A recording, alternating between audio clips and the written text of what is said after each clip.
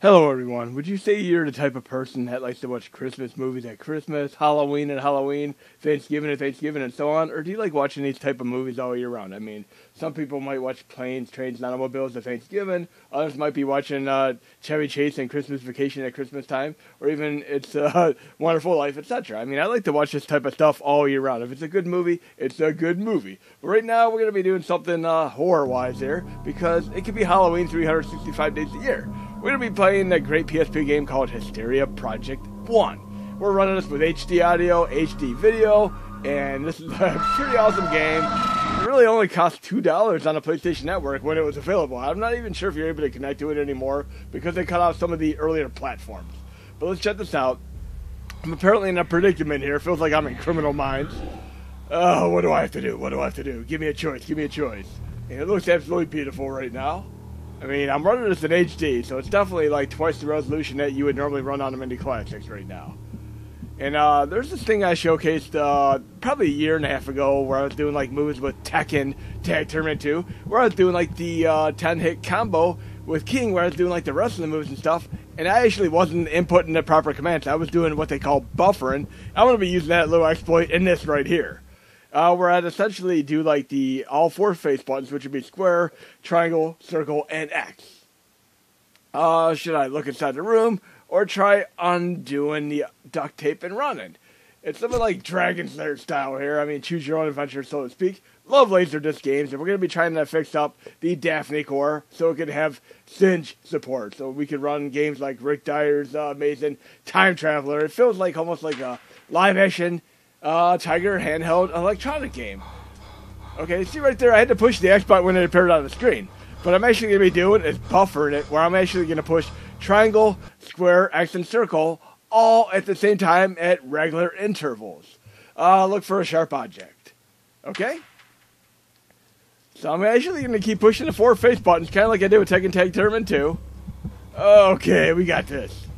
Give me a little recognition here, like in God of War, where I'm going to push the button on the on-screen prompt. Okay, this is so damn cool. Feels like I'm in the game. Here you go, EA. In the game, literally. I love my found footage movies as well. Like Chronicles is a great one. I mean, what would you say your favorite found footage movie is? And don't say Blair Witch Project. Even though it's a fun movie, there are so many other better examples that have come out after that. Even Cloverfield is a fun movie, despite like the monster being like 10 different sizes. Just like if you look up like a chart of like King Kong, Godzilla through the years, you might be like, King Kong might be like 8 feet tall in one and like 100 feet tall in another. It's a little bit ridiculous, the proportions there. There we go. I pushed all four buttons at once there. It was telling me to push the circle button, but I did all four buttons. Okay. What do I need to do? And again, if you push all four buttons, you might actually skip right past the choice too. But if I end up messing up, it'll just go back to the last choice. So it's kind of cool in that sense. Okay. Feels like I'm doing VR game. What the hell is that? Okay. Definitely worth trying out though. Like I said, this was $2 on the PlayStation Network. Okay, what's my choice? Turn left or turn right? It's like when we watch like a scary movie and you have the sign that tells you to go one direction and one to go the other direction. I have a little bit of a time limit here. If I don't pick something in the time limit, I kind of screw myself. Okay. Give me a prompt here. And I actually have like Return to House on Haunted Hill on Blu-ray. It's one of my absolute favorite Blu-rays. It's a little bit like the one Black Mirror episode where you can like choose what you want to do. Should I turn right again? Whoa, the time limit's a little bit different there. You got less. Where do I go? Where do I go? Okay. This ain't your daddy's video game here. I love these type of games on like all the various platforms like Sega CD, 3DO, as you will. Like I said, we're going to get more to Scumfy and of course Laserdisc games in the very next update as well. Like I said, I would like to run Rick Dyer's Time Traveler, which is so damn awesome. It feels like a cross between a Tiger handheld electronics game and like Kung Fu arcade game made by Irem. Irem, of course, made games like In the Hunt, R-Type, etc. Oh, crap. What am I going to do here? Feels like I'm like Arnold Schwarzenegger and Predator. Imagine playing like Predator like that in 3D. Come on. Okay, what do I do? Stay in your hiding place without moving a muscle. Quietly move to another hiding place. I have a feeling that if I stay in this hiding place, I'm going to get screwed here. Let's see what happens here. It's going to be like when you do like a sniper in the rifle in the game. You got to like kind of like control your breathing type of thing. Let's see. That did not work as planned. Let's try this again. It'll take me back to the last choice here. I'm not going to play through the entire game because I would like you guys and gals to be able to enjoy this. Let's see if I can continue now. You try to see where the killer is, but when you turn around, an axe splits your skull before you can even jump. Feels like an extension of the great games on like Nintendo, Shadowgate and such. And there is a remake of Shadowgate on PS4, which I still need to play. Okay, and let's get it. Okay, we don't want to do that same choice again. Quietly move to another hiding place. There's going to be a few changes in the near future. I'm still going to get another update, probably around the holidays. But my job was outsourced to another location, so I'm going to be basically transferring to that job. It's roughly an hour distance away, and my other job moved to another location last year, so now my jobs are 1.5 hours apart. And I'll be working a little bit extra hours, some overtime, etc.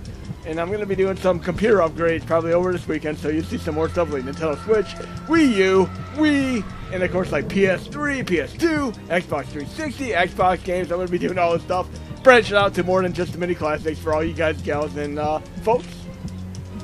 And literally, I'm just mashing all 4 buttons at once here. I'm literally exploiting the bejesus out of this game. You can't really get off with this type of exploiting like the original Laserdisc games, because it has kind of like a kill, almost like a kill button. If you push the wrong button, it'll just like eliminate you immediately with the kill animation. But here, they obviously didn't have the foresight to stop this, but they make the timing a little bit less as you get to the end of the game, so you might have less time to react. Here it feels a little bit more like something like The Ring. And I love how they did the Ring parody in like the scary movies there, where it showed like, spoiler alert, the toilet bowl and such. Okay, let's see how far I can make it now. Wow, this is psychedelic. Let's think of some other movies that are fun to watch horror movie-wise. I love the Hatchet movies. All 4 Hatchet movies are fantastic. I love the Feast trilogy. I'd highly recommend the Feast trilogy. This feels like Resident Evil 4 right now. Remember these type of tripwires in Resident Evil 4? No problem. Okay. We definitely need like a 360 horror movie. Like we could literally go to like the theater and have like 360 rotation and such. The closest thing I've seen to this type of awesome concept is like Hardcore Henry. The entire movie is a point of view movie, and I absolutely love that movie. Very, very cool. Has multiple twists and just a great frenetic action movie. Definitely can make you dizzy if you're not into like fast-paced frenetic action. But Hardcore Henry was great. I think it may possibly still be on Netflix. But again, let me know some of your other favorite like movies, TV shows, etc., games, etc. that would deal with the found footage or point of view stuff. And we're not going to be talking about adult fare either, because yes, adult films have gotten into the same type of stuff years ago. We're not even going to get into that scenario whatsoever. Okay, I think I'm making it pretty far in this game. And I've been watching Creepshow Season 3 on Shudder. They had some fun episodes. And I'm trying to think what other kind of horror stuff I'm going to try to get into next. I was kind of considering watching like the Gretel and Hansel movie. I did watch that last M. Night Shyamalan movie called Old, which I actually did enjoy. It had a few bad, lackluster reviews, but I gave it a shot, and I thoroughly enjoyed the concept, including the twist. Okay, what is this about? Okay. Again, I'm just mashing all 4 buttons here, so I mean, just imagine like playing a choose-your-own-adventure game, should we say, book. Remember those books in the library? I would go to the library and get like all them choose-your-own-adventure books. There used to be dozens of those, and they're not so cheap to buy anymore. I mean, you try going on like eBay, Amazon, they're pretty expensive. You might be spending like $8 to $10 for one of those books. But in any case, you'd basically choose where you want to go, and it had this kind of nice algorithm, almost like a Dragon's Lair algorithm. We're going to keep going right here. No, actually, we're going to be like NASCAR. You always turn left when you're doing NASCAR, so we'll try left this time, see what happens. But yes, the algorithm in games like Dragon's Lair is pretty damn cool, where like no game is ever the same. You can have all these like multitude of levels, like 15 to 20 levels. Okay, I should have probably followed that clue there. That's probably a clue there. We're going to keep going left, though. I have a feeling I'm going to end up being screwed on this entire choice there. Sometimes when you choose your own adventures, you might go left, right, up, down, left, right, BA, and then you forget to put start, then you got to do all the choices again. I think them little red things are telling me where to go. I think I'm going to try going right this time, see what happens. I don't know if it's going up to down or down to up, but I have a feeling I'm going to screw myself here either way. Okay. It's going to come right out in front of me or get me from behind. Do a sleeping bag fatality like from Friday the 13th. Left again? Come on, let me get to this game. Is there any right or wrong way to go in this? I mean, come on. And one time I was playing like Resident Evil 4 with my friend, and we ended up doing a save point. Okay, I see what's happening now. I think I have to keep repeating these over and over again if I do them the wrong way. So I'm going to try right, and then I'm going to try right, then left, then right. We'll try this one more time. Right, right, left, right. We'll try it from down to up and just see if it works. That's a little bit of a test here. So yes, there are some puzzles here. Okay, right. And then we're going to try left. And then right again. Hopefully this works. If not, we're going to have to do it the other direction. I'm just figuring since I'm running forward, I'm going to go from the bottom to the top. Now I should have to go left, I believe, if this puzzle is working the way I believe it to. And then I should have to go right. At least let me get through this. It looks like it's a little bit of a different animation than it was before, so I might possibly be going the right way.